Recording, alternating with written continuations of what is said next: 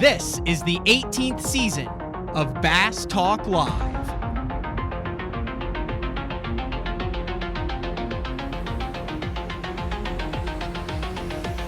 With your host, Matt Pangrath. BTL is brought to you by Lowrance, Bass Cat Boats, AFCO, Strike King Lures, Sunline, Big Bite Baits, Spro, X-Zone Lures, Gamakatsu, The Bass Tank, Denali Rods, and Pro Guide Batteries. BTL, coming at you! Good morning and welcome to another exciting edition of BTL Bass Talk Live, where we are going to talk about bass fishing. It's supposed to be like cold. The crappie are supposed to be like rolling and biting now. There's supposed to be brisk coolness in the air. I'm still in the shorts with the new fall collection of AFCO. They went with some like natural outdoor colors, and I probably should have gone with the short sleeve. It is really hot here in Oklahoma. A little bit overcast, but man, I'm ready for that brisk fall weather. I'm ready for the umbrella rigs. I'm ready for the crappie to start getting suspended out there. And another sure sign of that is that the seasons are over. The Elite Series season, the BPT season, the Toyota season just wrapped up. We talked about Kyle Hall with an impressive win on Gunnersville to push his season earnings in 2022 to $425,000. And he is buddies with Dakota Eber. I was actually talking with our guest today a little bit about that backstage before we had him on. And I didn't have a chance to do it, but I would be interested to say if you were to add Kyle Hall and Dakota Eber's winnings with MLF this year, I mean, you'd be over $750,000 between those two, which is insane. Those guys kind of came in and really took the season by storm. Also, the NPFL, we mentioned that yesterday. That wrapped up with a slugfest down in Florida, and I really like seeing the October tournaments in Florida. I think we get a little bit numb, a little bit conditioned to the St. Johns River, Okeechobee, Harris Chain, Toho, all that in January, February, March, and it's a little bit different in the fall there. So really liked seeing that. So one of the things that a lot of people do during the off season is, well, not a lot. If you're a professional angler, if you're weekend, you should get better. You should always be improving. If you look at, what is it? KVD's motto is it's all about the attitude. Ike's is never give up. Polinick always talks about it. Wheeler always, like best guys in the world, always talk about how a lot of it is mental, about how a lot of it is learning every time they hit the water. And today's guest has kind of taken that and is I think this is, I don't want to call it a trend, but there's a number of people in the industry who are saying, hey, bass fishing is way behind when it comes to getting better. Like we have baits and the companies are saying, hey, here's lures to help you catch more fish. Here's rods and reels to help you land more fish. But the process, I think that might be kind of a key word in today's show. The process is often overlooked.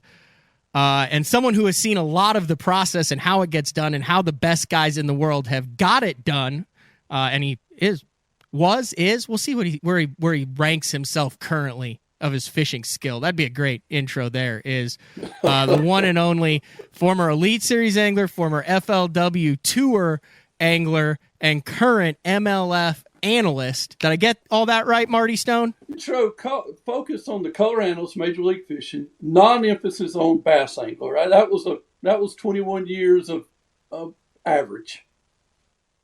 It's a little bit above average, and you got almost $1 million in earnings. You got what, a tour win and a top 150 win. I mean, you made a good living at it. You were one of the guys, Marty, when I started this thing back in 2007, working for Mark Jeffries. I had a nice little run. I had about a 10-year run. My sponsor resume absolutely outpaced my fishing ability. That's a claim to fame. So that was good. It was a good run. It was a good run. I was grateful for it. Got to do a lot of cool things. but I'm really embracing this next chapter.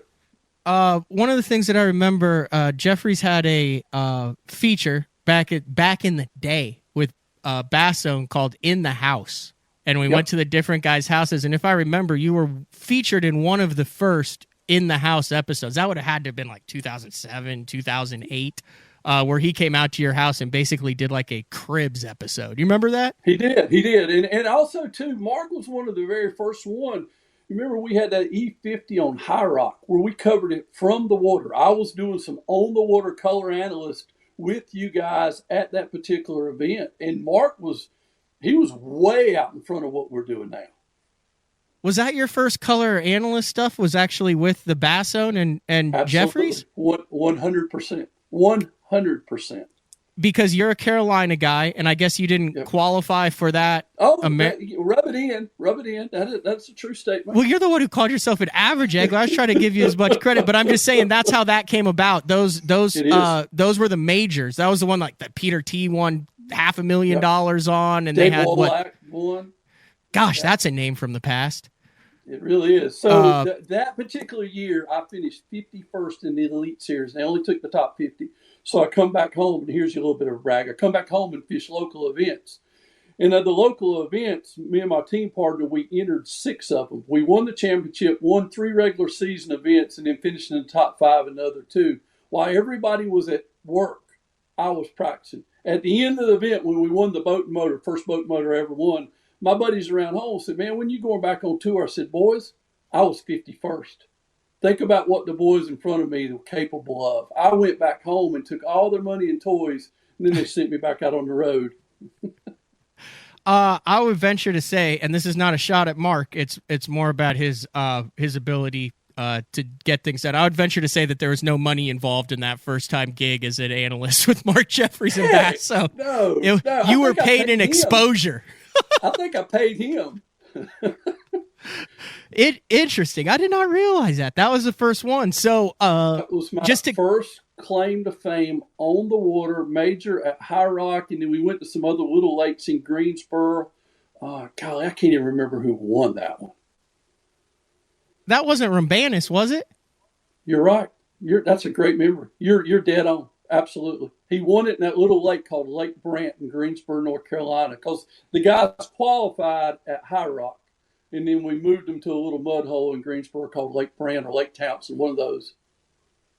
Did you do that on a frog? Boom, laid the boom down. A frog, and if I'm not mistaken, there was a bedfish or 2 involved as well, too.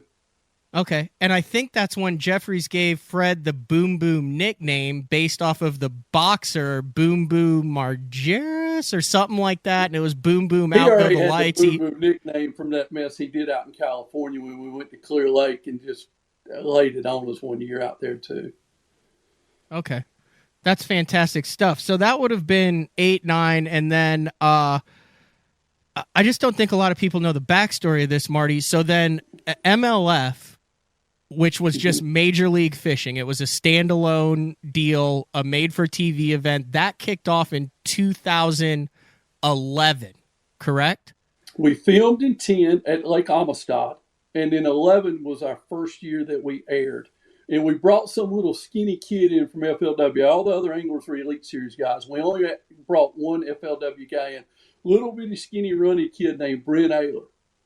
Ayler come in there and beat everybody's tail at Amistad and ended up winning the whole event. And that was in 2011 that we aired that particular cup. I remember that. That was when the Alabama rig was running amok and everyone was chucking the rig on Amistad. Now, here's the fact. You were supposed to be fishing in that event, right? That's correct. That is correct. Me and Don Ruck. So it was myself. I actually called Gary Klein and Boyd Duck, and we were getting nowhere. We had this idea. We had it since 2009. And we were just spinning our wheels, how to launch it, how to do everything. And 2008 and 2009 happened. Now we're trying to get funding. We were hoping to have funding for a complete 6 series events. We ended up with enough money to do one event. And we were still struggling along, and we were heading out to fish Fort Gibson, or we were going to fish the river, if I'm not mistaken. Fort Gibson got rained out. That was the Biffle tournament. Rucks out of the blue. That's right. I called Don Rucks out of the blue, and I said, "Hey, this is what we've got. And Don was the general manager at Bass there prior to that, and he was also a part of Team Seacoast. I called up Don. I said, "Here's our thought. Here's our idea. Here's what we want to do. Here's the guys we've got." And it was 15, 16 of us. And Rux, I'll never forget, his first statement to me was, "You got this group of anglers to agree to anything." And the answer was yes, which was shocking. Normally, anglers can't even agree upon the weather. So we met with Jim Wilburn and Don Rux at a hotel room in a back alley somewhere. And Wilburn looked at us after we shared the vision. He said, "I think this thing's got some sticking power." Well, I was at the point I was either going to retire or keep fishing. So I retired right after that. I told the guys, I said, "Hey, I'm done. I'm getting ready to step away from fishing. But I'm still an owner of that." Rux calls me about 4 months later. He said, "This thing's going to go." I'm like, "Awesome. I'm going to fish." He's like, "Nope, you're going to be my color analyst." We argued for 4 months. Obviously, I lost the argument, and I'm grateful that I did, because Don Rux had his vision. He said, "Your brand will be bigger as a color analyst than it ever was fishing." So he knew my limitations as a fisherman, and he knew my gift of being able to take 30 minutes to say hello. He's like, "I want you on the water with these guys." And then that first or the next year, then you did fish 1 year of the FLW tour and did the color analyst. Yep. I come out of retirement because I didn't know if we were going to have a full season. If we were going to have a full season and this was going to become a full-time gig, then I was going to be all about fishing. So I jumped back out there. Everybody said, "You'll never get your sponsors to pony back up." Every sponsor I had on my retirement ended up joining me on the FLW side. Grateful to Kathy Fiddle, Bill Taylor. They welcomed me with open arms, and away we went. I had up and down year. There was another skinny kid from California that kept me from winning at Lake Hartwell named Brent Ayler. That name seems to be reoccurring here. He won the Hartwell event, and that year I had a chance to actually win after a year of retirement. And then, if I remember correctly, were you a financial advisor, something with like big money and suits and ties, like every day, like dealing with stuff? Like that was the next career after the fishing, right? So after 2011 and 12, and then we knew it wasn't going to be a full-time gig on the Major League Fishing, that's the reason I come back. I had my financial advisor and the branch manager. They recruited me in to work for Morgan Stanley. I'd worked with them for years. They were the people I used.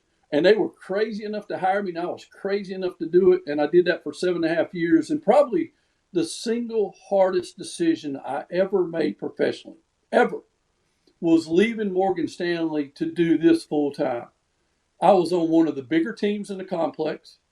I was leading the complex for 5 years in a row for new net assets acquired. We were good. I had plenty of time off. They let me come do the cups. But it got to a point it was either going to have to be full-time or no time with Major League Fishing. And Matt, leaving fishing was 10 times easier than leaving Morgan Stanley. Our team was that good. And our clients, most of them were friends. All of them become family. Man, that was a hard choice for me. And it was not one I took lightly. It took me months to decide to come do this full time. But I ended up leaving Morgan Stanley after 7.5 years. And then here I am, Major League Fishing, color analyst, hanging out with the boys.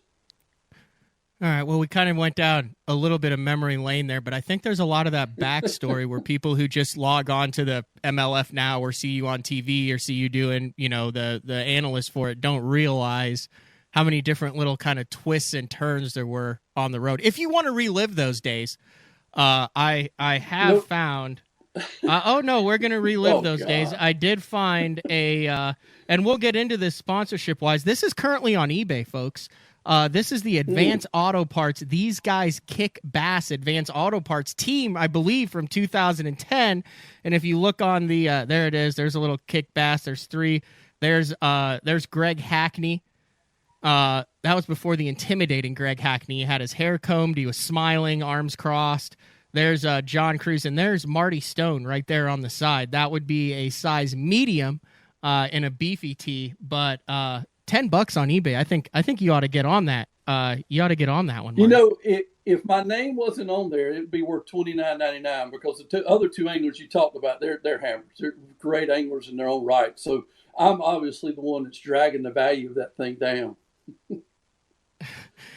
There it is. So we're going to tie all this together throughout this show. I want to ask you and obviously get you on. It's very timely with a lot going on the BPT. You have announcements of new Red Crest through like 2095. Like I'll be 60 by the time the last Red Crest that they announced came out.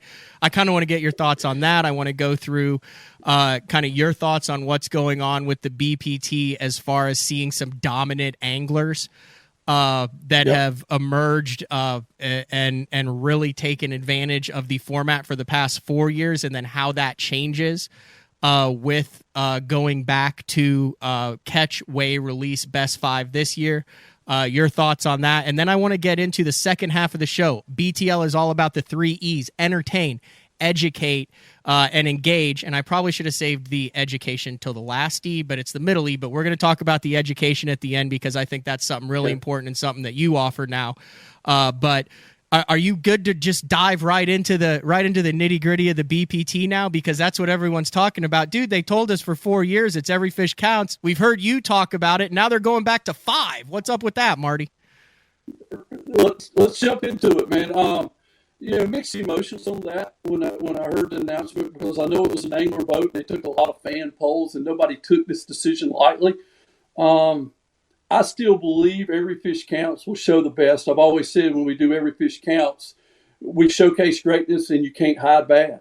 And that's what that format does. If you're having a bad day, it will show you you're having a bad day. If you're having a great day, it will show you that. Now, that being said, when we first started this, 2019, every fish counts, one of the promises we made to the general public, to the fans, to all of the fishing world was stay tuned.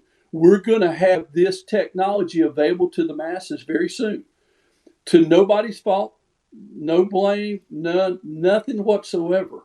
We haven't been able to deliver on that promise. So for the average everyday angler, for the weekend anglers, for the regional anglers, for the aspiring pros, we created a format that was so new and so different, nobody else can go out and duplicate it. So if we're a sport, we can have that argument any other time, but if we're a sport, there's not one sport that isn't out there that an average fan cannot go duplicate. If you're an NBA guy, you can go play your church league Wednesday night basketball games. If you're a baseball guy, you got your Tuesday night commercial league softball. Mm-hmm. If you're a football game, you can get in a flag football league. You can go duplicate what your favorite sport is. With our catch, weigh, and release and every fish counts, the average angler cannot go do that. So I really believe we created a sport. We created a format that technology has not kept up with or caught up to.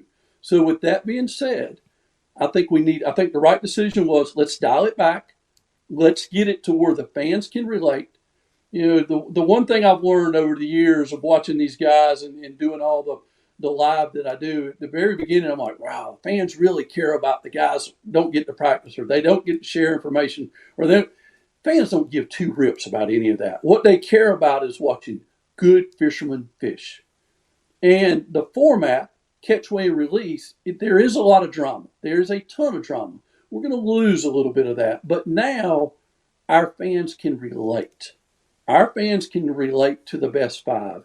And until we as a league catch up technology-wise so we can offer this to the masses, I think for our Bass Pro Tour, it's the right call. And I also believe we're still not going to lose it, because during the Cup events, our team series, and also for the heavy hitters, the events that our anglers are in league boats, we're going to go back to that format. So in a way, as I cover it and I look for the nuances of covering it, we're going to get the best of both worlds. We're going to, on our regular season, Bass Pro Tour, Red Crest, all that, we're going to allow the anglers to do exactly what the everyday fan does. Go out, catch your best 5, catch, weigh, and release. I do think that's the future. Catch, weigh, and release is absolutely the future. 5 seems to be the number everybody's stuck on. Let's do it. Here's what I also know, too. It's not going to matter. Best anglers are going to still win. My best anglers on the Major League Fishing on the Bass Pro Tour, I don't care if it's a 1 fish limit. I don't care if it's a 5. I don't care if it's 101. The best anglers still win. I completely disagree that we're going to lose some drama, Marty. Why do you think we'll lose drama with the 5 fish? I think there will be more drama with the 5 fish. I think there'll be way more drama with the 5 fish. Okay. I'll walk you back a little bit. Okay. There was a tournament at Eufaula, Alabama. Jordan Lee basically zeroed the first day. Second day, he goes a gazillion miles up the river, fishes a place that he went as a co-angler back in the BFL days. He comes back and wins the round. You get that far behind in the best 5, you're not making that comeback. I disagree. You will not. I disagree. There was not. a Bassmaster Classic on Conroe, Marty, where Jordan Lee was 15 pounds back going into the final day. He breaks down going under the bridge. He makes back a 14-pound deficit and raises the Classic trophy. There was another event at Okeechobee. Jay Lee, same guy, zeroed the first day. Rolls up in the canal the second day. Goes up in the canal. Hadn't been there since his college, he self-admitted drinking days. And rolls in there and absolutely blows up and wins the round again. I'm telling you, Matt, we're going to lose some of that drama. I hope you're right and I'm wrong. I really do. I'll raise you right. Randy Howell on the Spring Creek Bridge in the Gunnersville Bassmaster Classic, down 12 pounds. Something in his head tells him take a freaking right. He turns around. He catches a 6.5 on a bladed jig a quarter mile from where his house now sits, makes an 11-pound comeback and wins. So I think you're going to see more. To your point, they had something. For the guys at 0 or come in with 1 or come in with 2, in the Bass Pro Tour format with every fish counts, they could come back. A guy zeros, catches 1, catches 2 against this group of anglers, you can forget it. But do you not think if we're going to treat this as a sport, Marty, are there not situations where you have UConn's women's basketball where this thing's over in the first quarter and now it's, dang, let's see if they can beat them by 60? I mean, there's some sort of draw to that too. Like I know when I turn on a game and it's like 18-1 in the 6th inning, I'm watching that game even though I know who wins because I just want to see how bad the ass kicking is. You know, we've got 4 years under this format to know the numbers. We know the numbers of every day of every event that we've got, and it's going to be really interesting to see, do our numbers sustain? Do they get better? Do they fall off because of the format? Now, I'll go back to, if we're going to do the sports analogy, let's do a true sports analogy. Name me one sport that limits what you can score. I think cricket might do that, Marty. I said a sport. That limits? I mean, you're talking run rules and women's college softball is the only thing that comes up to my mind where they got a mercy rule basically, and that's it. So if I'm going to buy into this, and I'm buying into the best 5. And I hope you're right on the drama because it is the right thing to do. The fans have said it, and it wasn't a 90-10. Our anglers wanted it. Again, it wasn't a 90-10 vote. So there is some mixed emotion. I'm glad we're keeping the every fish counts on the team series and also on heavy hitters. But if we're going to buy into this, then we're going to give up some things to gain some things. But the thing that I buy into most now is every angler, no matter what level you float your boat, we now can relate, and they can relate. Now, here's where I won't go. People go, oh, that's tradition. That's a bunch of crap. Because here's tradition. Tradition is 15 fish and knock the heads off. Then tradition got to be 10 fish, throw them in a cooler. Then tradition got to be 7 fish. Maybe we ought to try to keep one alive. And then we evolved into 5. So don't give me this mess about 5 is tradition. It's not. Someone needs to go back and look at the history of bass fishing of that. That's not. Now, are we going to make it more relatable to the average everyday fisherman, no matter what level? 100% true. 100% true. And with that being said, I do believe until we get technology that can go to the masses, this is the right move. That's good stuff, Marty. That is true. I think there's a lack of understanding of what has happened over the last 50 years. We're remarkably fortunate, too, in this young sport. And I kind of become a history buff because I ran with Harold Allen for the first 8 years. So he was like, hey, spread the hell that I got it. But, I just did a thing. Obviously, Larry Nixon, regardless of where he fishes, it just brought it up because he announced that he was going to the Elite Series. But you go back and you talk and then dude, these guys that were around in the first 5 years of this thing and were fishing for the 15 fish and the 7 and the 8 or however, dude, they're still around. Like they could talk about that. Like, I mean, you've got 100 years of experience between different anglers. You look over at the BPT between, I just had this talk with Jody White. You throw Mark Davis, Paul Elias, Shaw Grigsby, Tommy Biffle, Gary Klein. Dude, there's like 150 years of tournament experience dating back to pretty much within 5 years of this thing started. It's amazing how we have that. And I think fishing has done a horrible job, unlike the other sports, of capturing the history and making it relevant to today's deal. Like, I always go on the thing, Marty, like they're like, oh, well, the BPT changes their format all the time and blah, blah, blah. Go back and look at the history of fishing. There hasn't been a format for bass or MLF since the beginning of time that hasn't tried bracket style, hole courses, zeroing of the weights, head to head, 3 days zero. They've done everything on every level for every organization since Ray Scott invented this thing. I fished 21 years. I guarantee I had a format change 18 of those 21. It's just part of what we do. Yeah. Now, the hope is here, we're doing some things. We at Major League Fishing are doing some things that we're going to have some sticking power. And I do believe that. I believe the 5 fish will stick. I love what we did with the invitationals of how you qualify into that. Toyota Series is solid. BFL is solid. You know, if we go back and look at changes, I'd say one of the most unchanged things in all the sport of bass fishing is the BFL Series. The BFL gets you to the All-American. Back in Redman days, it got you to the All-American. If you look at one single entity in bass fishing that has probably changed the least, I would say it would be BFLs.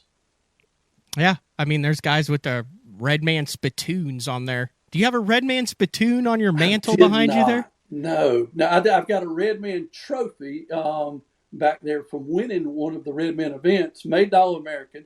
And if you look at most of our good young anglers, too, there's an All-American qualification somewhere on that resume. It's like a rite of passage. It is. It used to be so much bigger. And, I mean, even towards the end when FLW had it before MLF bought it, that, like I said, I thought the All-American. So, like, I tried to make it early, like 2012, 2013. Right. And, like, in my tournament, like on the final day, like I think Jim Tutt might have missed a tour event to fish the regional because he made the final day because making the All-American was so important to him. Well, it goes back. I don't think the All-American's any less important. I think now all events become less important. And here's what I mean by that.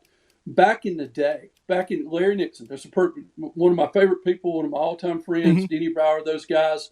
Back in those days, we had 6 invitationals and we had the Classic. So you and I lived for we would digest an invitational for a month and a half. Now, over here at Major League Fishing, we're running 250-plus events a year. Every event's an afterthought within a day or 5 afterwards because we're moving on to the next thing. I don't think any event is any less important, but I think from the volume of events that's out there now, whether it's us or whether it's bass, the sheer volume makes all events less important. That's a great point. I mean, that's just a social media world, too. All the different platforms, YouTube, everything is snap now. And it's that's a great point, Marty. I don't think it has anything. It's society. Major League Baseball, it's 160 events. Is the first game any less or more important than the 159th in your game out of the playoffs? No. But because you get down to the end, now everybody focuses on the end, whether it's Red Crest, whether it's Classic, whether it's heavy hitters, whether it's some of these unique events. I definitely don't think the All-American's any less important for the anglers getting there. And I also think it shows an industry standard that angler's got some talent. That angler's got some skill because that's a hard event to get to. But we're talking about change. To me, that's one of the structured events that has changed the least of anything that we've had in our sport because it works. Good stuff. All right, let's continue with stuff that's changing. Then we'll take a break. We'll come back with MJS Academy and some of the BPT changes. But obviously, one of the big changes during the offseason has been the pro circuit to the invitationals. A little bit of cutback. Public perception of that is, what's going on with the invitationals now? You are an analyst for that. You're in studio. You've seen those guys. I mentioned 2 anglers. Dakota Ebert was on the BPT this year, but we also saw what he did on the pro circuit this past year. You have crazy good anglers there. Kyle Hall, Matt Becker, Gray Buck. We saw what Spencer Shuffield has been able to do this past year. A lot of young, talented anglers. Where is the future of the invitationals moving forward? How does that fit into the puzzle work of professional fishing, in your opinion, now? I actually, if I was running Major League Fishing, obviously I don't. God help us. God thank you for that too. But if I was running it, Tackle Warehouse Pro Circuit probably would have never existed last year. If I'm running, I absolutely think the Invitationals is right move, right place to go. And here's why. Numerous reasons. One, financially, it's just a good decision. Two, okay, I get it. The guys over there that's fishing the Tackle Warehouse Pro Circuit, they lost their title, and I hear them and I feel them, and I do understand that. But when you're talking about titles, we got to a point where we're using that word and term way too loosely. You've got Tackle Warehouse Pro Circuit title winner. You've got the Red Crest winner. You got the Bassmasters Classic winner. You've got the General Tire World Championship winner. We've got too many champions. All right, each league needs to have its own champion at the highest level. The Tackle Warehouse Pro Circuit title event and Red Crest, in my opinion, was competing against itself. So what are the invitationals for? They're qualifiers. That's what they are. They're qualifiers into the Bass Pro Tour. If you want to go to the Bass Pro Tour, it's invitationals. Here's why I like what we did. It's a decent entry fee. It's a good payout. And there's 3 days of TV coverage. So as you're a Matt Becker, as you're a Spencer Sheffield, as you're a Dakota Ebert, as you're getting ready to come to the Bass Pro Tour, we're helping you build your brand with the TV exposure that you're going to earn. If you're performing well, the camera's going to find you. So you're building that exposure. So when you get to us at the Bass Pro Tour, one, there's some brand awareness. Two, you've been used to having the camera in the boat. And three, you finished high enough in a very competitive group that you're ready. I've always said, and I remember back in my day in the elites, we get anglers come to us, they'd have 3 good opens, and then all of a sudden they show up in the elites. They weren't ready. But I would be the first one to put my arm around their shoulder and go, hey, man, hang in there. You can do this. That was code for bring me your entry fee for 5 more years because we're going to tap your tail. Those anglers, 90% of the time, you go through a 6th event, a 9 event, whatever side, when you go through multiple events, and you finish in the top 8, top 10, you're ready for that next level. And I like what we're doing there. I really think it's the right progression because now all roads lead to the Bass Pro Tour. All Americans, Red BFLs, you go to Toyota. Toyotas, you get to the Invitationals. The Invitationals, you get to the top, and the top is the Bass Pro Tour. Yeah, it's good stuff. I mean, I could say having fished like 20-some opens over the last 3 years, I believe that you have to go through just a certain amount of just mental and emotional irreparable damage before you just accept the fact. I mean, unless you're a freak show 0.1%er, I mean, there's a lot of like mental stuff that you have to go through that you don't go through just in a short little amount of time. Here's the reality, too. I do believe this. You're a young angler. You're an aspiring angler. You're wanting to do this for a living. This wants to be your thing. Financially, back when I was fishing, most of our entry fees, now I lived through some of the $5,000 entry fees. For a long time, we were $1,200 to $2,000, $2,500, somewhere in there. Now, as a young angler, unless you've got a trust fund, you've got about a 2 to 4 year window. Also, industry-wise, you've got about a 2 to 4 year window to make an impact. And if you don't, sponsors, as hard as it is to gain dollars out there, they're going to look at you as a grinder. Everybody wants the new best angler. Everybody wants a Dakota Ebert. Everybody wants a Matt Becker. Everybody wants a Spencer Sheffield. Everybody loves the next new great one. Man, you've been out there 3, 4, 5 years, and you're still grinding away, and you finally get that break. I don't know if you're going to get that break sponsorship-wise. So when you get there being elites, Bass Pro Tour, wherever it is you're getting to, you better be ready and you better make an impact because if you don't, you will quickly be forgotten and they're going to move on. That's good stuff. All right. It is Tuesday, November 8th. We are talking with MLF analyst Marty Stone. We're going to get into a little bit of the BPT stuff going on, and then we're going to get into MJS Academy. I have the word process circled and underlined on my little cheat sheet for the day. So that's coming up. Marty Stone, BTL on a Tuesday. We'll be back right after this. Your key to better fishing this season is Elite FS, now available at a new lower price. Get Elite FS9 today for $9.99, and we'll throw in a C-Map reveal chart, our premium mapping solution, for free. Elite FS works with all state-of-the-art Lowrance sonar, from chirp, side scan, and down scan imaging with fish reveal to high-resolution active target live sonar. Elite FS9 and C-Map reveal. Offer ends August 31st.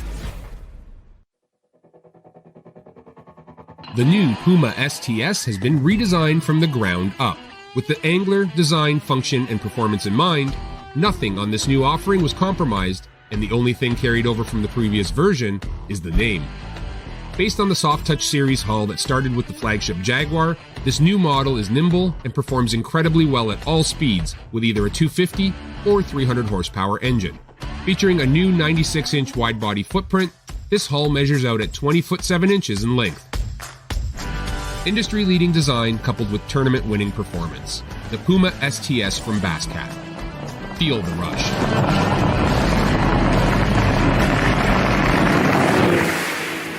We're just about ready to go, ladies and gentlemen. Get in order. Once again, Drew Cook is in the driver's seat. When you're catching fish for a living, you can't let a little cold, rain, heat, humidity, or anything else get in the way of a payday. I wear APCO. Any fish, any water. The KVD 100 jerkbait. 15 different colors. A perfect combination of roll, wiggle, and flash. Increased castability. 3D eyes. Premium black nickel hooks. KVD. Tie one on. Striking lures. Are you looking to install your own fishing electronics? Well, the Bass Tank is here to help you. The solution is the Bass Tank Power Harness. It takes the guesswork out of installation. No more voltage issues or interference. Designed by an engineer so that you can get professional results right there in your own garage. Installation done right with the help of the Bass Tank Power Harness. You can feel confident knowing that your installation was done right. The Bass Tank Power Harness. Give us a call or order yours today at thebasstank.com. Elite Series Pro Daryl Gleason here. My Pro Guide batteries keep me going on those long tournament days and long practice days. Always plenty of juice, never fail. The best part about Pro Guide batteries, it's the people behind the company. They have over 40 years experience in the battery business, keeping all of us fishermen out on the water longer, catching more fish. Check them out at ProGuideBatteries.com. What's up, Bass Talk Live fans? Brandon Polnick here.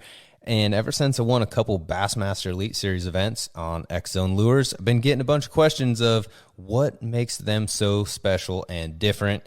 And really, the truth is, it's in the details. The little details, things like no cheap fillers in their plastic. That gives you more lifelike action, more realistic and vibrant colors. But don't just take my word for it. Go to www.xzonelures.com and check them out for yourself. All right, welcome back. BTL on a Tuesday. MLF analyst, longtime professional bass angler, and teaching and instructor now. Marty Stone joining us from his home in, it's North Carolina, right, Marty? Yep, right on the North Carolina-Virginia line. North Carolina. Here at Fort Lake.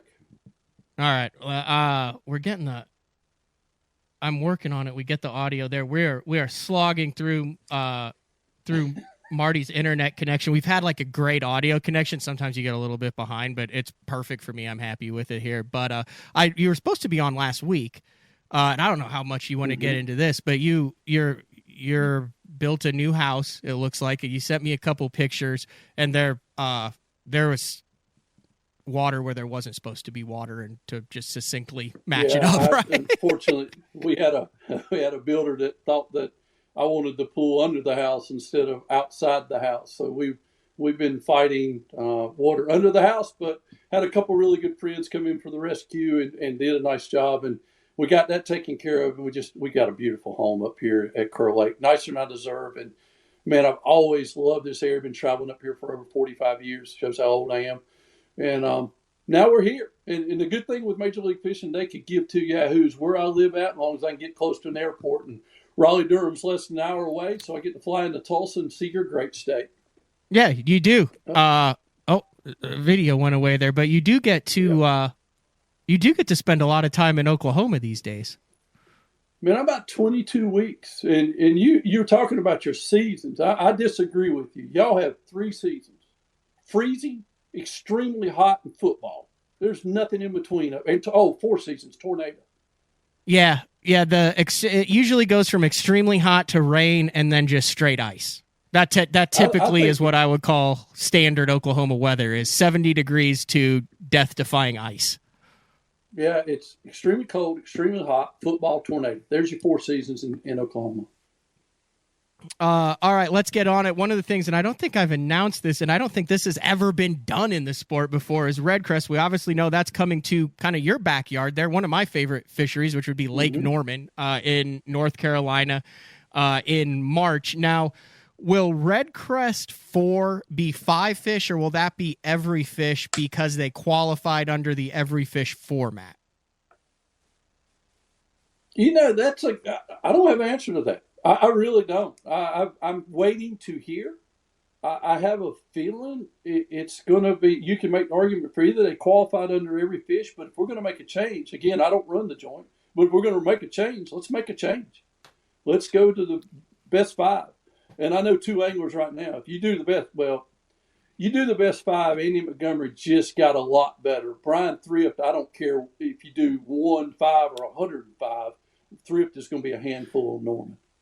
Yeah, every tournament there's favorites in, but as far as championship events, I would say that Brian Thrift, Red Crest, Lake Norman, March 8th through 12th. Name me a tournament. Yeah, name me a tournament outside of like Casey Ashley on Hartwell where there's more of a favorite in an event that's ever been held at the professional level.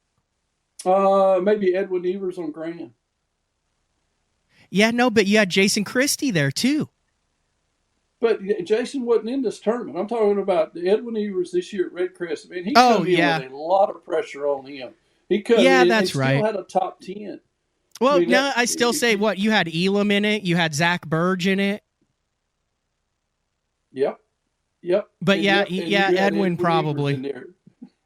Yeah, you had Edwin, and I guess you do have it, but I think with the every fish format counting, I would really give the advantage to Thrift. If we bring it back to 5, it opens the whole field up. And again, I go back. I will still always say this. Every fish counts, especially when we go to a 2-pound minimum. Every fish counts. We're going to showcase greatness, and we're going to expose bad. I made a living out of being bad because I can hide behind a 5-fish format. I'd go out and catch you 9 pounds and then catch a 5-pounder with 20 minutes to go and look like I had a really good day. I did that way too many times. I still disagree with you, Marty. Come on, disagree. I don't think that's bad. I think that's strategy. I don't think that means that you're bad or that you're not. There are certain guys who have a knack for it. That's what you're designed to do. I mean, dude, you knew you had 9 pounds. It's not like you were doing the exact same thing going, maybe I'll catch another 1.5 pounds. You made some sort of adjustment to catch that 5-pounder that was skill. No, that was skill that allowed you to be on the advanced auto parts team, that allowed you to fish at the Elite Series, that allowed you to have almost $1 million in career earnings. You did something there to help you catch that 5-pounder. So what you're calling a quote unquote lucky 5-pounder, why are there guys that always then have a lucky kicker? You would have to do that same thing with Kelly Jordan then. He's had more big bass during his time with bass than anyone else. You're going to look Kelly Jordan in the eye and just be like, dude, you were just lucky under the 5 fish because the big bass saved your butt more times than not. Oh, I did that to him many times. Yes. So we're going to see. But now here's what I do know. Let's go back. Remember when we had the FLW Super Tournaments? Yep. And we did that 3-tournament little series there? Yep. Now we're back to the best 5. Okay. Wheeler won 1 and finished second twice. It doesn't matter. The great ones, it does not matter. You just give them the rules. Lucas, ever since heavy hitters at Kissimmee, it doesn't matter whether it's the best 5 or the most, or every fish counts. Michael Neal is one of the best there is in every fish counts. And by the way, He's won back-to-back AOYs in the best 5. It does not matter. Now, do I think we've got a couple anglers now that we're going back to the best 5 that I think it benefits greatly? Yes, I do. I absolutely do. Do I think I have a couple anglers, every fish not counting? They're probably going to have to change up and go back old school a little bit. Yeah, I do. I think we're getting ready to take forward-facing sonar not out of the equation, but it's not going to be the only equation. Really? Now, why is that? Because if you go and look at the Elite Series and watch the Elite Series, you're still seeing a bunch in the best 5. You're still seeing certain events where forward-facing sonar dominates. I'm not going to say you're not going to have an event or two. And I didn't do it this year, but up into this year, prior to this year, when I went back and looked at the numbers, I think we were somewhere around 70%. The guys that won the tournaments won them fishing. And I go back to the 2020 UFOLO event that Wheeler won with forward-facing sonar. That's really when the buzz in my mind started, when he lit them up that championship day and he was talking about forward-facing sonar. So up into this year, and this year it was a little heavy for forward-facing sonar, but prior to that, it was 65-70% won just fishing. But when me and JT and Chad talked about forward-facing sonar, it seemed like that's all we talked about. It's a neat element. It's a neat part of what we're going to do. But now that we're going back to the best 5, I can see anglers running out there with forward-facing sonar, catching their limit. But there is going to be a lot more guys now focusing down the bank, boat docks, old school, swim bait, jig, more power. We're going to see bigger baits, bigger fish. I do believe that. I really do believe that. That's interesting. Your percentages that you mentioned are just about right. I had Michael Neal on after he won his second consecutive Pro Circuit or Invitational, now Angler of the Year, and we went through every single tournament over the last couple of years, and forward-facing sonar was dominant in only about 35-40% of those events with the every 5 fish. So that kind of sits with the 40-60, 70-30 type, which actually surprised me because there's certain people out there, if you talk about it, man, there was never a fish caught before forward-facing sonar, and now it's not. But I mean, you're still seeing there's Michael Neal, back-to-back Angler of the Year, 70% of his fish were not based on forward-facing sonar in the every 5 fish counts in the Pro Circuit for the last 2 years, and he's been pretty dang good at it. I'll tell you one thing, too, that people don't talk about a lot, that my forward-facing guys that I get, my Rolodex is incredible, and the guys spend a lot of time on the phone with me as a prep to do everything that we do live, and I'm grateful for that. But I hear time and time again, my guys that are really good on forward-facing sonar, they talk about realizing what fish not to fish for, knowing when to move and how quickly to move, and then being able to identify just by throwing that beam out there what fish to fish for. And more times than not, I will hear them talk about, I was on these 6 or 7, 8 schools, threw the beam out there, knew instantly I couldn't catch them and moved on. Man, that takes time. That takes a lot of time and dedication. And the guys that are good with this technology, they spend hundreds of hours not only knowing how to catch fish using the technology, knowing what fish not to fish for. And we're going to get into all of the time and hours that you've watched these guys do this, which kind of translates into the next segment. But first, I want to get your opinion. Your opinion right now, top three forward-facing sonar anglers on tour. Can't give totally you subjective. I'll give you 5. You'll give me 5. Yep, okay. Yep. Michael Neal, Dustin Connell, Jacob Wheeler, Spencer Sheffield, and Kyle Hall. And I got to throw Dakota Ebear in there too as well. I'll put them against anybody. Anybody. Edwin not in your top 5. Nope. Still learning.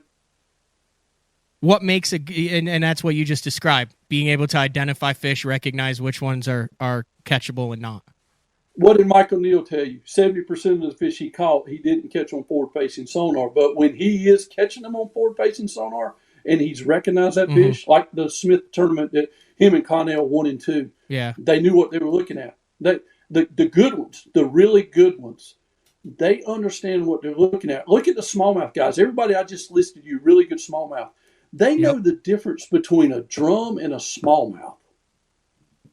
Yeah. They know exactly how these smallmouth are sitting to be able to catch them. What Kyle Hall and Dakota Ebear has done up north on forward-facing sonar is remarkable at this young of age. Hold on, I'm pulling up. I'll take that 6 right there. I'm pulling it up there. I think Zach Burge is pretty dang good at it. Zach Burge has become very good at it, but Zach still has that old school mentality, but he loves to go down the bank. He's got that grit. He's got a little bit of damn it about him. That's why I really like him. But he evolved. He evolved in it can't be all about power. Let's add this. If you look at Burge, too, he's the only angler that uses forward-facing sonar, and he's only got one unit on the front of his boat. He has a big screen up there that he'll split the screens. He doesn't have double screens up there. That's good Think stuff. about that one for a minute. Mm-hmm. All right, education. This intrigued me when I saw this, the MJS Academy on MartyStone.com. And I was looking back, dude, you've had like MartyStone.com and kept it active for probably longer than any other, what I would say, professional angler. Like you're like most of the guys, it just goes like dormant for like 8 years. And then it's like, hey, here's my 2011 schedule. Like you've got like an active website that you've kept up to date for a long time. No, that's called Cox and Cox Marketing Group, who I knew back in the day. I give him all the credit for that. He's helped me keep it active, but he's also, man, we had this vision of doing this academy back in probably 17 or 18. Took me a while to really develop it and get it to where I wanted. We were getting ready to launch it pre-COVID. COVID hit, world got screwed up, so that didn't happen. And I wanted to be closer to lakes where I was living at prior to that in Fayetteville, North Carolina. I was an hour and 10 minutes away from my closest lake. Now I'm 5 minutes away. And the timing just seemed to be perfect. And I've always enjoyed coaching.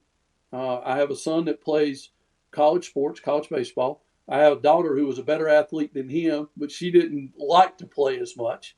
I've worked with some really, really, really good baseball players over the years just because baseball is kind of my thing. I've worked with a lot of people in the coaching side of this on the fishing part. I've always I felt like this was something that was needed. We're the only sport that doesn't have coaches. It's a fair point. There's guides. There's a lot of really good guides out there. A guide is limited to his knowledge and to his lake. A coach is someone that can take a student and make them better because of all their well-rounded experiences. And Matt, when I'm looking at the totality of what I've done is fishing, and we talked about it earlier, fish professionally, big deal. A lot of people's done it at a fairly high level, had some success, limited, had a really nice sponsor resume. I'll stand beside that. I'm very proud of that. Had great people to work with. Got to do the TV side now. All right, there's a lot of guys that's done that. But where I have zero equal, one of the few places there's nobody that even comes close to doing what I've done. And that's the amount of time I have spent on the water during the cups, watching the best in the world, and I'm 30 foot away from them. And I'm watching them all day, every day, day after day.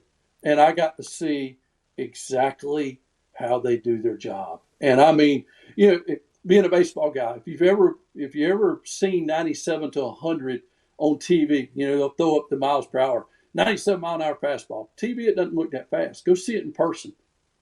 Dude, that's gas. It's absolutely gas. Something that can never be duplicated on TV, no matter how good any of us cover, is the speed and the efficiency in which the best in the business do their job. I've got to see that. I would give anything to have the knowledge I have now and be 30 years younger.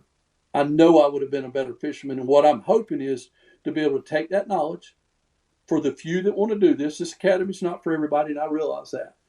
But for a person that's looking for an edge, I truly think I can make them better. I can make them faster.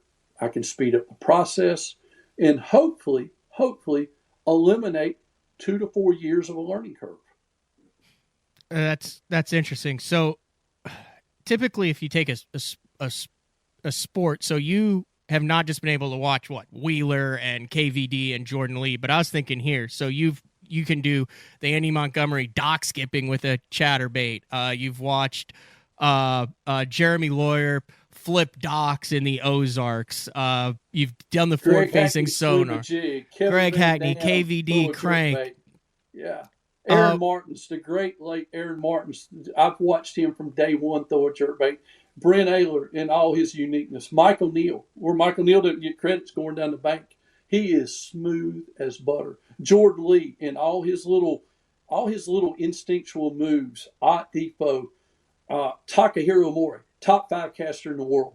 Really? I didn't know. I would never have guessed that. No, I'll put Takahiro. You pick out 4. I'll take Tak. Like what type of casting? Like crankbait, spinnerbait, vibrating jig. Any of cast and wind. You watch him cast and wind to individual targets, top 5 in the world.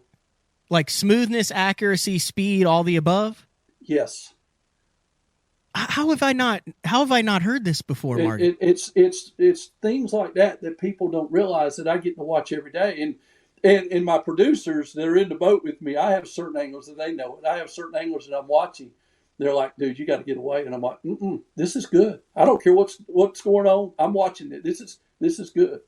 I've watched Edwin just be Edwin. I've watched Ike go Ike. And excuse me, there's such a uniqueness with every one of them. Excuse me.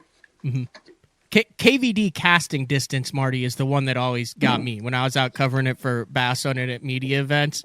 Like, I don't think people realize how far KVD casts every single cast, and the intention, that's not even a word, intentionality, how intentional he is with every cast, with the body turn, the physics, the way that's something that shocked me. Is like, no, he's literally out casting everybody with a plug.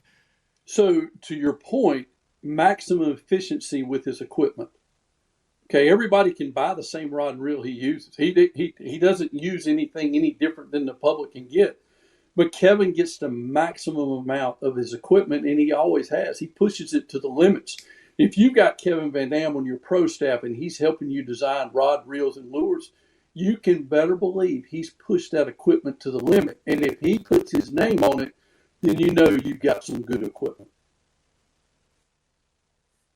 All right, so taking all this into account then, and it sounds like you're leaning back on a lot of baseball experience and other sport experience. I think golf is probably the one. You actually have like famous teachers in golf who, I mean, like, oh, he's working with Butch and stuff. That doesn't exist. But there's also a lot less, I guess I would say, like variables in those other sports. So it's hard. It has to be hard to teach instincts. So how do you get people on the right track to know that they're doing the right things to build the intangibles? So when we spend a day, you and I are going to spend a day on the water. It's going to start off, one, I'm not fishing. Okay. I'm in the passenger seat. I'm in the back of the boat. I'm going to put you through some controlled environments. We're going to sit you on a lake. I'm going to break down some zones. I'm going to have you, hey, I need you. This is your 2 hours. Here's your zone. I want to see you go through his process. I want to see you practice. I want to see you break down this water.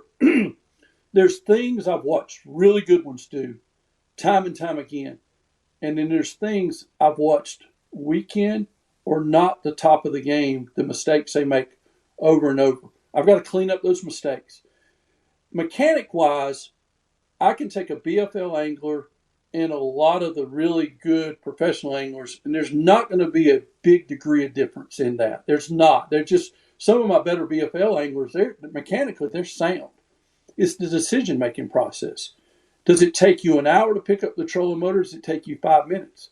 And when you pick it up, where are you going to next? And why are you going there? Mm-hmm. When you roll into a creek, what are you looking for? How quickly can you tell me what the primary cover is? How quickly can you identify where the bait fish are at and how these fish are going to locate? I've got to speed that process up. But for me to do that, I've got to watch you first. I've got to observe. And then I'm going to break the day down in about 4 different periods where I'm going to constantly push you. I'm going to constantly challenge you. I'm going to constantly speed you up. I've got to teach you and every individual angler, the worst word in all of bass fishing. The number one worst word, my number one pet peeve, pattern. That's the biggest crock that ever existed. I've got to teach you to find areas.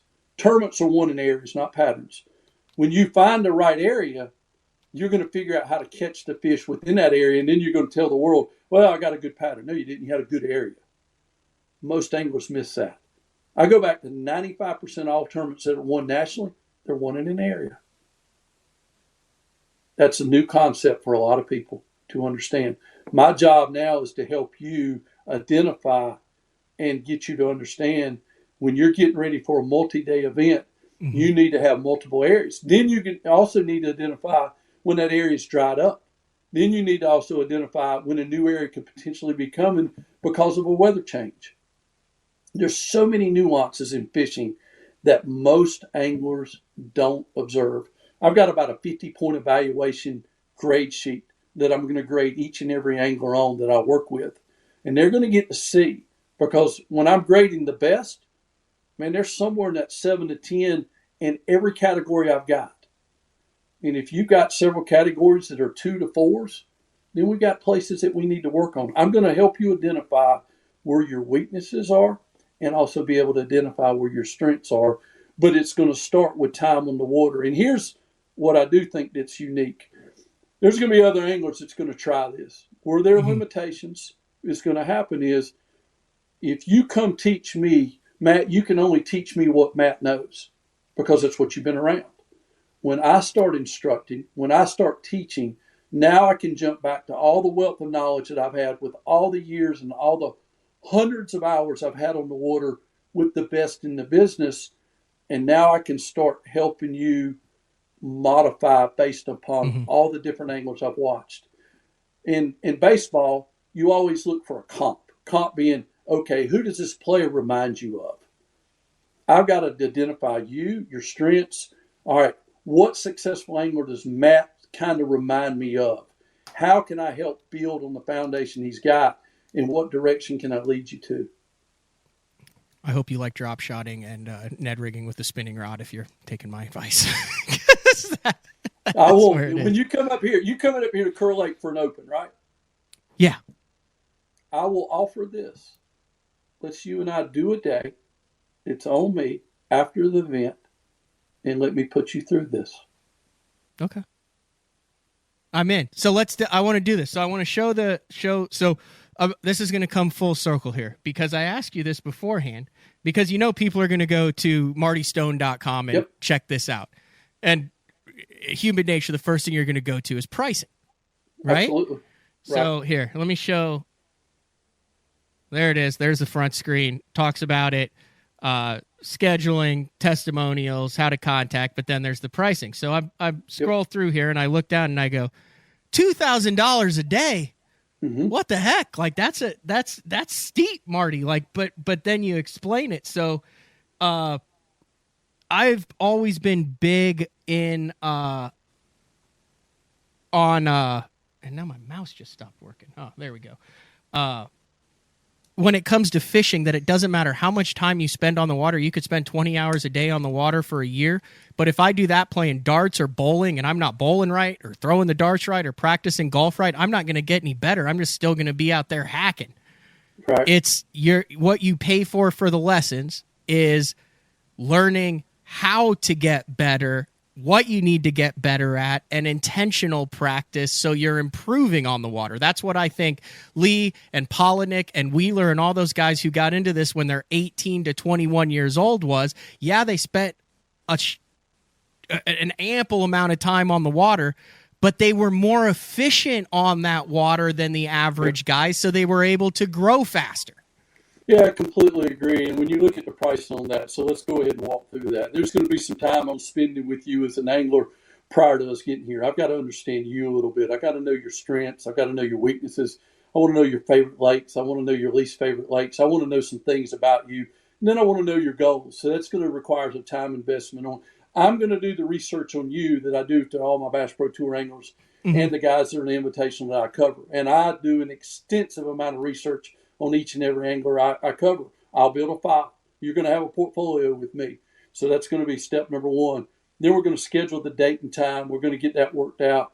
If it's multi-day, you're going to probably be staying here at the house. We're going to talk about some industry-related stuff on that first night that you're here. But now on the water, let's get to the lessons itself. Most good coaches, legitimate national coaches, are $200 an hour. Minimum. I'm going to be spending 10 hours on the water with you. We're going to be 10 hours. Afterwards, we're going to have some conversations. We're going to have some email exchanges, and I'm sending you a full-scale evaluation based upon my 45 years experience. Again, this is not for everyone. You can go hire a guide for $500 to $700 a day, and they do a great job. I'm not your guy, not your babysitter. I'm here to make you better. And it's going to be a grueling, grueling day. And I'm going to be brutally honest, because I'm going to look at your resume.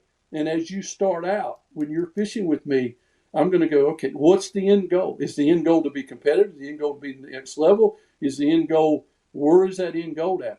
And based upon what I'm seeing, I can either tell you, yep, I think you're heading there, or no, you're not, and here's some modifications you need to make. Spinning rod and Ned rig, I'll tell you this. Name me the national events that's won on a spinning rod and Ned rig. Multi-day. The U.S. Open. Buddy, I love you to death, but I don't think that's your end goal, okay?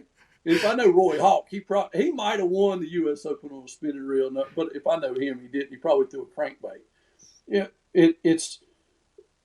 it takes someone with some credibility to sit in the back of another man's boat and say, here's my recommendations, here's the changes. And you got to buy into what I'm selling.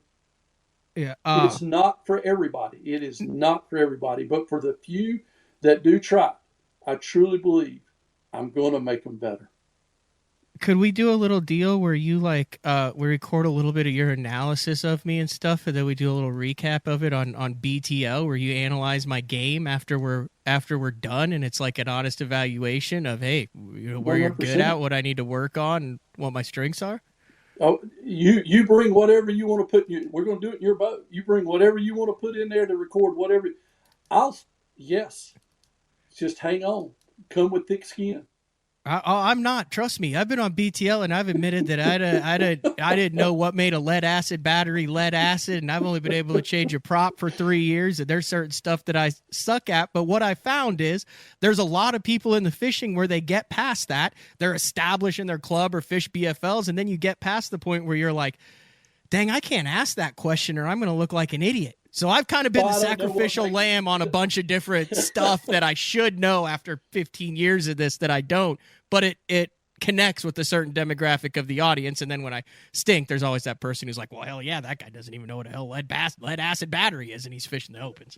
No, nor do I. I just know I'm going to use them. So I'm right there with you. I'll join that club. All right. I will say this. So I wanted to look to see what's comparable at. I think golf is the most comparable at this. Obviously, your resume, honestly, you're unparalleled with your resume on that. If you want a one-day instructional class with Butch Jones, or Butch Harmon, sorry. Butch Jones, I think, was Tennessee's old coach. That guy was always angry with the flat top. He would always storm off. He should have got the good haircut and he wouldn't have been as mad. Yeah, anyway, $2,900. Now, you do get a night in Vegas with it, but $2,900 for 1 day of short game evaluation with Butch Harmon. With a short game. We're not talking about your complete game. What I'm going to do is I want to look at the complete game that you've got. And I'm good on the pricing. Pricing will control volume. I've got a full-time job. I've got a really good full-time job. I've got to be careful. My goal is not to create 200 days a year doing this. That is not. I hear you. But I wanted some situations where I could pass on what I know for the anglers that are receptive to this and want to try this. And Matt, I'll go back to this. You make it to the elites or you make it to the Bass Pro Tour, what's the entry fee? That's kind of variable year to year, it seems, for the last, but you're talking $5,000. Yeah, right. $5,000. That's the entry fee for one event. If I make you a year better quicker, that's the best money you've ever spent. Yep. If I can speed you up 1-2 years, it's the best money. And I create a process that you can take from Florida to Carolinas to New York to Texas to California. If I help you start creating your process and you understand what that process is, that will be the best money you've ever spent. I like it. All right, we're going to take a final break. You good for one more segment? We'll wrap things up here, Marty. First of all, before we close this segment, so you're interested in this, people want to know more about it or anything, best way to get in contact with you? Follow the website, go to the contact page. It's very simple. It's got an email that'll fire to me. I'll fire back we'll exchange a few emails, and then at some point in time, we're going to get on the phone and talk about it. All right. MartyStone.com. Yes, www.martystone.com. That's as simple as it gets to find the Academy. All right, good stuff. All right, we're going to take our final break of the show. When we come back, wrapping things up with Marty Stone. BTL on a Tuesday. We'll be back right after this. Vibrating jigs are a great choice for any time of year, and the Kamikaze Swim-On is a perfect match for any vibrating jig. 2 sizes and the unique tail design gives it a bait fish profile and a great swimming action for realism. There are 17 colors. See them all at bigbitebaits.com. The Spro Little John crankbait has been around for almost 15 years, and it is one of my go-to crankbaits whenever I need a fish in the boat, so you can never have enough new colors. That's why Spro's coming out with a handful of new colors, including Pearl Shad, which has this bleached out white look, but it's got this pearlescent, really, really pretty. We've got Copper Shad, which looks amazing in the water. It's got that purple flake on the back, really, really pops in the water. And then if you want some real pop, we've got Sparkle Shad, nothing but sparkles all over this thing. And then last but not least, we've got the matte Sexy Shad, just a really different looking color for a crankbait. So you want to give them a little different look, that matte Sexy Shad is definitely the one to go with. All these colors are available in the original Little John and the MD. Combining one of the most popular hook styles with Gamakatsu's beefier Superline offering, the Gamakatsu Superline Offset Round Bend delivers the strength necessary to target big fish in heavy cover. Well suited for braided line and heavier fluorocarbon, the Gamakatsu Superline Offset Round Bend is built using stronger Superline wire that allows anglers to easily fish a finesse worm around heavy cover. The round bend offers a larger bite area, perfect for any worm presentation, while increasing your hookup ratios. The newly enhanced Z-Bend holds your plastics on the hook longer, reducing the number of pull-offs and reducing damage to plastics. Available in 2/0, 3/0, 4/0, and 5/0, this is the most durable worm hook, designed for heavier lines that hold your bait on longer. Preparation is key to success. And that preparation starts well before you ever hit the water. You're only as strong as your connection to the fish, and your line is that critical connection. Confidence in your line every minute of every day on the water is a necessity, and failure, it's not an option. Sunline makes the fluorocarbon, nylon, and braided lines to give you the strength to guarantee your confidence. The new Android series is the peak of the Denali lineup and offers the ultimate Denali experience. The Android series features 36-ton multi-directional graphite combined with interlock blank technology for added strength. Each rod is outfitted with Royal titanium guides that will not fail. The blank is fitted into an easy-touch, soft-feel EVA foam grip with exposed blank reel seat. This all allows the Android to transmit every movement of your bait and even the most subtle bites. The Android series is the finest rod Denali has ever made and offers an angler the ultimate fishing experience with a limited lifetime warranty. See the full lineup of Android rods at denalirods.com. Have you considered purchasing new electronics for your rig? The type of mounts you choose to protect your investment should be part of the decision-making process. No matter if you prefer 1, 2, or 3 graphs up front, Beatdown Outdoors has a solution for you. Adjustable, versatile, rigid, and made in the USA. What's your ultimate electronics setup? Check out the full selection of Beatdown Outdoors products by visiting beatdownoutdoors.com. Welcome back, BTL on a Tuesday with Marty Stone and our resident skeptic, Clay Williamson. Dude's on every show. Love Clay, love his feedback, but he's like, hey, use code PANGRAC for that. No, MJS Academy does not sponsor BTL, me, the bass owner, or anything. This is completely unrelated. I just had him on. I thought it was an interesting thing. I wanted to grill him on the pricing. There was a lot going on with the BPT and changes at MLF.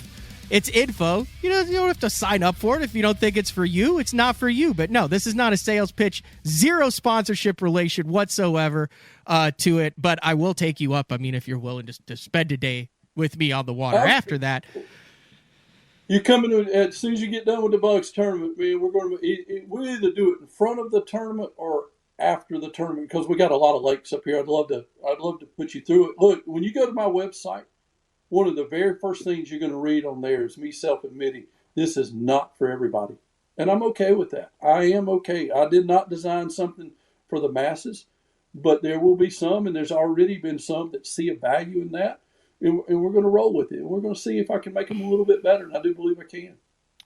I think we need just a show of BTL where the only questions asked are Clay Williamson questions. That would be the craziest show in the history of the show. So I think if I am not mistaken, that tournament is in May or sometime around May. Now, I've also been working with Adam Bartuzek, who I fished the St. Jude with up at Wabasha, Minnesota. And I think I think that tournament's a Wednesday, Thursday, Friday on Bugs Island. And the St. Jude is a Saturday and a Sunday. Now, last year, I think BTL and the Crappie Chronicles was Adam. I think we raised like $6,000 for St. Jude. I went to that tournament. Nice. It was the most well-run tournament that I had ever attended, and they raised like $750,000 for St. Jude. So I think what I'm currently like in the process of doing this right now, but what I think I'm doing is I think I'm going to commit to that tournament, and if I make the final day, which would be Friday, I would either have to take like a red eye overnight to make it Saturday, or I'm going to drive 18 hours after Thursday's weigh-in to make the first day of the St. Jude in Minnesota, because that's how bad I want to fish that charity event. Nice. So we need to do this in front of the Bugs tournament then for you. Yeah, we'll figure out a time. We'll figure out a time to get it done. Are you not doing analysis for the team series stuff? Because I know they've been filming a bunch of those in the dark as far as where it is. We've seen what came out for the team series. I'm a big proponent of it. I like it. I think it's the most educational thing out there. Those guys don't even know the education and the information that they're giving out by talking to each other in the headsets. But a real interesting format. But what's your involvement with the team series, and what are your thoughts on that change from the made-for-TV cups that you qualify for to the three-man team series that General Tire sponsors and is now kind of taking its place moving forward? So I was a part of the pilot event that we did down there in Florida. But now when we were going through how we're going to produce this, we're producing it more old school like the selects. And this is the first time since 2011 I've had any time off in the fall. I guess because of the volume of TV that I've done this year, my boss decided I needed to get a little bit of time off. But no, I'm not involved in the actual day-to-day operations of that. I'm still involved in site selection. I get texts throughout the week of what's going on. I'm staying updated with who's doing well. I love the change. And here's why. I mean, we were 11, 12 years in running with the Cup Series. Everything evolves. This was the next evolution. The team series, the one that I got to be a part of, the pilot event, I knew it was the right thing. I mean, you're watching. It was Mike O'Neill, Skeet Reese, and Brent Ayler, I believe, was on one of the team. Bobby Lane, Edwin Evers, and Chris Lane was on the team. To listen to the interaction of the teams, you don't need a color analyst there. You've got all the color analysts you need with those three groups. Skeet Reese, he was radio edit. It was hilarious what was coming out of him. So, no, I'm not a part. We'll see if that continues moving forward. I told them I'm only a phone call or a text away. I'll go on a dime if they need me there. But I'll be honest with you, I've enjoyed some time off this year. This year we had 83 days of live. And what most people don't realize is we're 9-hour days. We basically did 166 college football games in one season with one crew. The last 2 weeks or the last two events, we were trying to just stand people up. Our production crew is amazing. We do it with a small crew. It's a family, but we were all tired, and I'm appreciative of the time off that I'm getting so I can prep for next season. How many days was that this past year? 83 days live. That's a lot of days for Chad to be in a wool 3-piece suit buttoned all the way to the top. I hate him. His voice is perfect. The first time I ever met him, I heard him coming down the hall, and I'm like, wow, that's really good. But what he doesn't tell you on live is his wife gives him a list, and so does mine, gives him a list of what to wear and not to wear. And if we're not wearing what's on our list, both of our wives will text to us, "You've got to be kidding. You are not following the script." My wife will call me out in a heartbeat. Really? So I've been used to hearing Chad since way before he came on with the BPT because he does OU sports. Yep. So when we were doing this way back in the day, Randy White, Vice President of Production, we were thinking about doing something live. He's like, "I got the greatest color guy in the world. He'll be perfect." I've never met him. And then the year before we did in 2019, we all flew out to Tulsa. First time I ever met him and everything. And we're in a conference room, and here comes Chad coming down the hall. Because of the OU connections, he's talking to everybody because he remembers everybody. And you hear that voice. And the thing that I love about Chad is he's a sports guy, first and foremost. That's what he does. He didn't know anything about fishing, but he embraced it. And the beauty with Chad, especially at the very beginning, he knew what not to talk about. He just directed traffic. Get me and JT to the places we need to be. Get us in and out of breaks. But now he's taken on this sport. He has some ownership. He understands it more and more. Now you've got a true professional sports guy, because I say he is the sound of bass fishing, and then he's a traffic cop to two morons that's sitting there next to him that he tries to keep us in line. But, man, we'll be on a 6-day, 54-hour week, and we're there in that last day, and we're all just gassed. And all of a sudden we come out of break, and here comes Butter. Man, that voice is just, it's constant, it's good, it's professional, and I don't know where we'd be without him, because I truly believe Chad McKee is the voice of bass fishing now. He's pretty good at it. I give Tom. I mean, if you're, I understand why you're saying that. I would be remiss if I didn't say, man, Tommy Sanders gives. I would still have to go with Tommy Sanders overall, just for the longevity of it. But those two are the biggest fans ever of Tommy Sanders. I remember one of the first times I ever worked with Tommy Sanders, and there's 1,000 things I've got respect for Tommy. But we were doing something at JM Studios and everything, and then we were done. And then I turned around and I look, and there's Tommy getting up wire. There's Tommy doing the behind-the-scenes work. And I was like, wow, that's the most talented man in bass fishing that I've ever been around. And then when the camera shut off, Tommy never walked away. He was right in the middle of prepping or tearing down everything else that was to be done. Tommy Sanders, I have the utmost respect for, and I think he's fantastic at his job.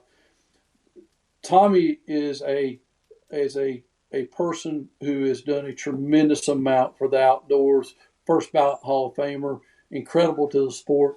McKee, he's the first person we've ever had that's brought a sports sound to bass fishing. I'd agree with that. And they're both great in their own right. Absolutely tremendous in their own right. But McKee's he's got that I don't know why. I'm glad ESPN never gobbled him up, but he's got that sports Monday night football, Tuesday night baseball voice. It's just, for a sports fan perspective, he calls our game like a game. I agree. I 100% agree. I don't think people understand. So I've dabbled in it, Marty, right? I've guest hosted FLW tour. I've jumped in on some of the segments with both Bassmaster and FLW before. Like I said, I did a full tournament with FLW and Peyote over there in 2019. And I don't think people realize, and it was challenging. It's very challenging. It's more challenging than you think it is. You go in and talk fishing, but like you said, you talk about the hours, and I don't think people realize fishing is unique because there's such a short time limit on it. Golf is scripted. You know when you're going to talk, when you're not. The players aren't out there breaking down their shots where you can't talk over their audio. Everything is fairly objective. There's so much subjectivity. You have to deal with connectivity with the internet on it. You have anglers that might talk for 5 minutes and not talk. You're going live for 9 hours. You have so many different elements that go into it, and with what Bass Live started and then went to FLW and then the MLF live BPT on both the pro circuit and the BPT is right now in the fishing world, the fans that are watching this, whether it's the Elite Series or the BPT, right. or even throw in the MPFL with what Fat Cat and Luke Duncan are doing over there. I mean, that's a live $5,000 entry fee product that you can watch live. Take for granted, especially with this, how smooth and seamless the production is, because it is anything but easy for 3 commentators, guys on the water all over an internet, to do it for 8 hours and it to come across like a product that can be shown on national TV and still highlight the sponsors and the things that make it happen. One of our senior directors, one of his favorite saying is, "Don't take automatic for granted." And we've got a lot of things we've got to get better with the Bass Pro Tour and Major League Fishing and our live show. And we know that. The constant challenge of not talking over anglers, not knowing when they're going to talk, when they're not going to talk, like you said. Because the fans didn't tune in to listen to me, JT, and Chad. They tuned in to watch the really good ones. Our job is to provide that analysis, provide some filler, hopefully add a little bit of humor, touch of education on the side. So it's a tough deal there. But what we do day in and day out, every week, and the product that comes out of there, starting with our camera operators, all the way to the producers, all the way to the directors, all the way to the engineers, to be able to get it from a water to a platform that the fans can see. I remember, Matt, and I'm going back, you talking about back in the day, I remember 2001, I was in the Tulsa area, and I was at Jim Wilburn's house, and he had some folks over, and that was our ESPN days. George Bodenheimer, who was the president of ESPN at that time, we were standing around talking, highly intelligent man, gifted in many, many rights. And that's when ESPN owned us. And he looked at every one of us during a conversation. He said, "You guys, 2001, y'all are made for the internet. I don't know how to get you there, but that's what you're made for." That was a man that knew exactly where we needed to be in 01. But again, we didn't have the technology to get us there. And now, fast forward to 2019, when we put it on there all the way to today, it's come full circle. It's finally come full circle. So the things that we're doing, we've got to get better at. We know it. Hopefully we will. I've got a lot to learn. Thank goodness for Chad McKee, because he teaches me something every day. The staff that's around me that make us look good is incredible. They're constantly teaching us more and more things about that. And then the fans, there's more instant feedback now than ever. So we pretty much understand where to go to look for the direction to keep improving the product, and hopefully we can. Good stuff. All right, we're going to wrap things up. Drunkwood says, "I'll pay $2,000 to listen to Marty rip on Matt on the water." And just as a deal that I don't get anything for it, if you guys are looking for a holiday gift that's unique, that supports someone who supports the industry, Drunkwood takes, he lives in Kentucky. His Instagram handle is Drunkwood in Kentucky, Drunkwood INKY. And he takes full-time, he takes and purchases bourbon barrels and then repurposes them into really unique handcrafted art and stuff for us. So like I got a package in my door, and he had taken a bourbon barrel, and it still smelled. He said it was a what's the kind with the red wax around the top? Maker's Mark, I believe. Maker's Mark, yeah. And I opened it, and it smelled, but it was in the shape of a jumping bass, and it had my new house number on it.